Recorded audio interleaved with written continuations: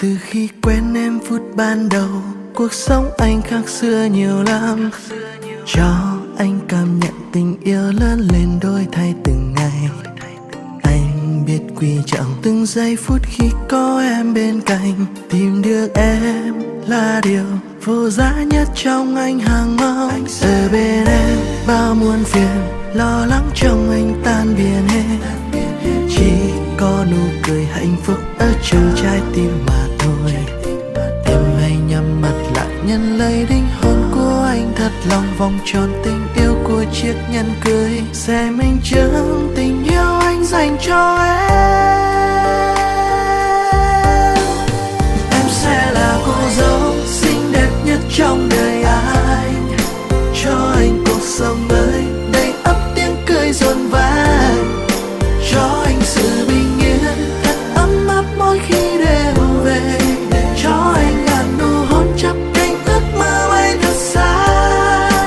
Em sẽ là cô dâu hạnh phúc nhất trong đời anh, dẫu vui buồn gian khó hai ta sẽ cố gắng vượt qua. Anh sẽ là bờ vai che chở em dõi theo từng ngày, hãy làm vợ anh yêu anh đến hết cuộc đời.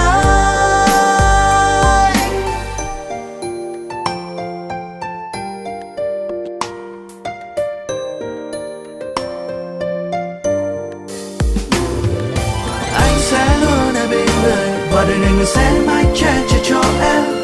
Mình sẽ bên nhau không xa rời và mình cùng nguyện ước bên nhau mãi thôi. Cô sống trong anh duy nhất trong ai, xin em hãy làm vợ anh em nhé. Trong nụ hôn từ sâu rất lâu sẽ nắm tay nhau đến bạc mãi. Ở bên em bao muôn phiền, lo lắng trong anh tan biến hết. Chỉ có nụ cười hạnh phúc ở trong trái tim mà thôi. Em hãy nhắm mắt lại nhận lấy linh hồn của anh thật lòng. Vòng tròn tình yêu của chiếc nhẫn cưới sẽ minh chứng tình yêu anh dành cho em.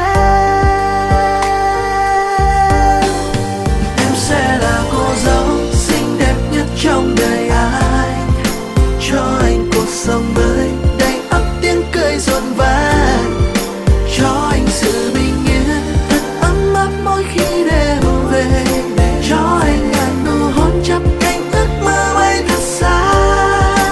Em sẽ là cô dâu hạnh phúc nhất trong đời anh, dẫu vui buồn gian khó hai ta sẽ cố gắng vượt qua. Anh sẽ là bờ vai che chở em dõi theo từng ngày, hãy làm vợ anh yêu anh đến hết cuộc đời.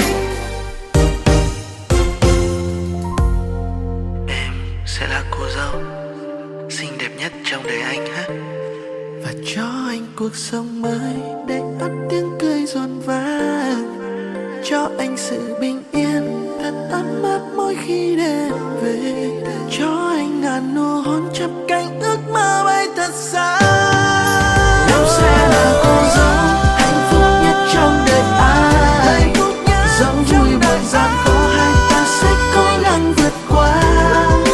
Anh sẽ là bờ vai che chở em dõi theo từng ngày, hãy làm vợ anh yêu anh đến hết cuộc đời.